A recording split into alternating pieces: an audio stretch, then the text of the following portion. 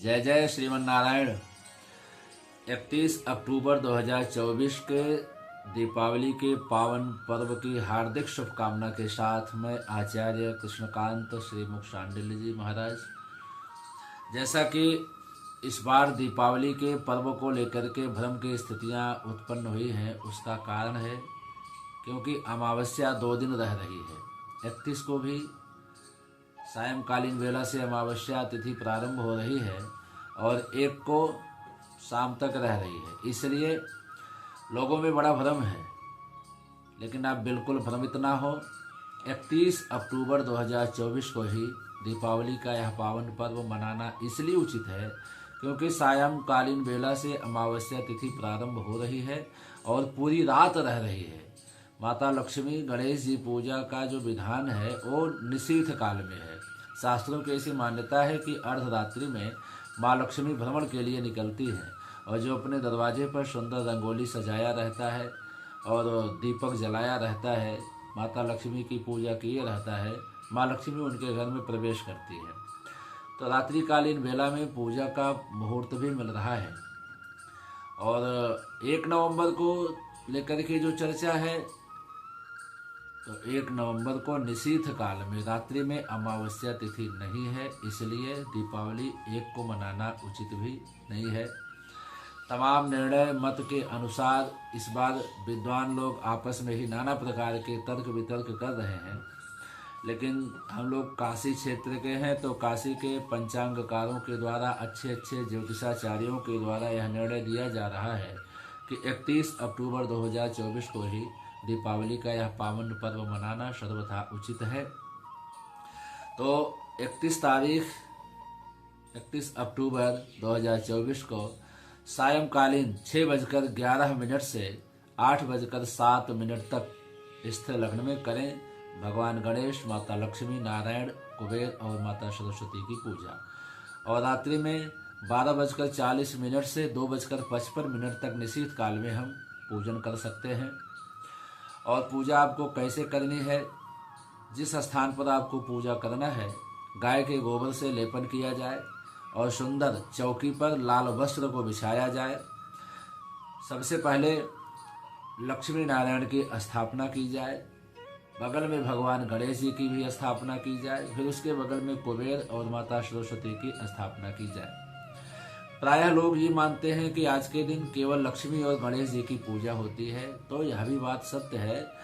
लक्ष्मी जी के साथ भगवान गणेश जी की पूजा इसलिए होती है कि लक्ष्मी जी हैं धन संपदा, रुपया पैसा जिसको आप कहते हैं, और भगवान गणेश जी हैं बुद्धि के देवता।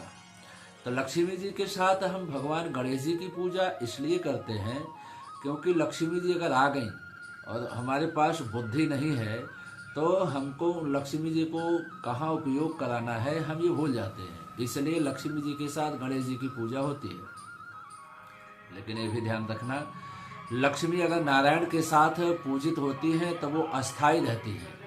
अगर हम लक्ष्मी जी की पूजा नारायण के साथ नहीं करेंगे तो लक्ष्मी जी अस्थाई रूप से हमारे यहाँ नहीं रहेंगी और आएगी तो, लेकिन जब उनकी इच्छा होगी नारायण को बुला करके चली जाएंगी। इसलिए नारायण के साथ लक्ष्मी जी का आवाहन किया जाए और लक्ष्मी जी नारायण के साथ आए, गरुड़ पर सवार होकर के आती हैं तो अस्थाई होती हैं।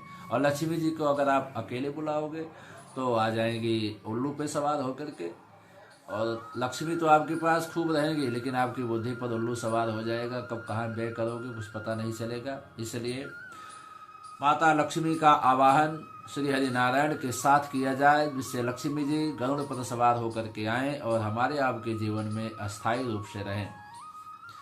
तो हल्दी, रोली, अबीर, गुलाल, सिंदूर, कलावा, पान, सुपारी, लौंग, इलायची, धूप, दीप, नैवेद्य, सुंदर फल, मिष्ठान आदि के द्वारा, वस्त्र आभूषणों के द्वारा माता लक्ष्मी, भगवान गणेश और भगवान नारायण, कुबेर, भगवान माता सरस्वती की पूजा करें। हो सके तो श्री सूक्त का, लक्ष्मी सूक्त का और कनक धारा स्तोत्र का विधिवत तरीके से पारायण किया जाए। ऐसा करने से भगवान गणेश, माता लक्ष्मी, श्री हरि नारायण, कुबेर भगवान और माता सरस्वती की कृपा प्राप्त होती है। विशेष करके जो विद्यार्थी हैं वो ध्यान दें, आज के दिन सरस्वती पूजा का भी बड़ा महत्व है। आप जो पुस्तकों को पढ़ते हैं, आज बिल्कुल यह ना भूलें कि आज हम केवल दीपावली का पर्वोत्सव मनाने में ही मस्त हो जाएं, हमको आज किताब नहीं पढ़नी है। तो अगर आप ऐसा सोचते हैं तो ये बहुत बड़ी भूल है।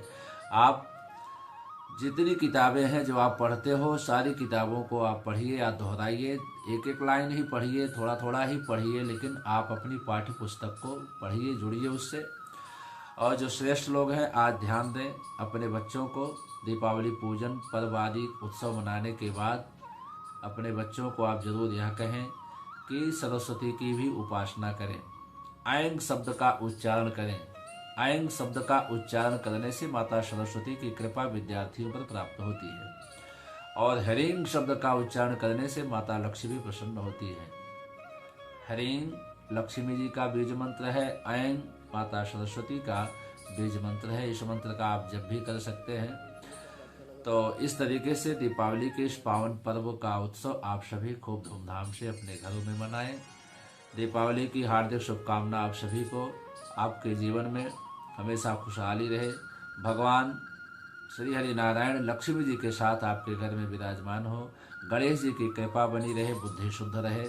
कुबेर जी और माता सरस्वती की कृपा आप सभी को प्राप्त हो। दीपावली की हार्दिक शुभकामना आप सभी को। जय जय श्रीमन नारायण।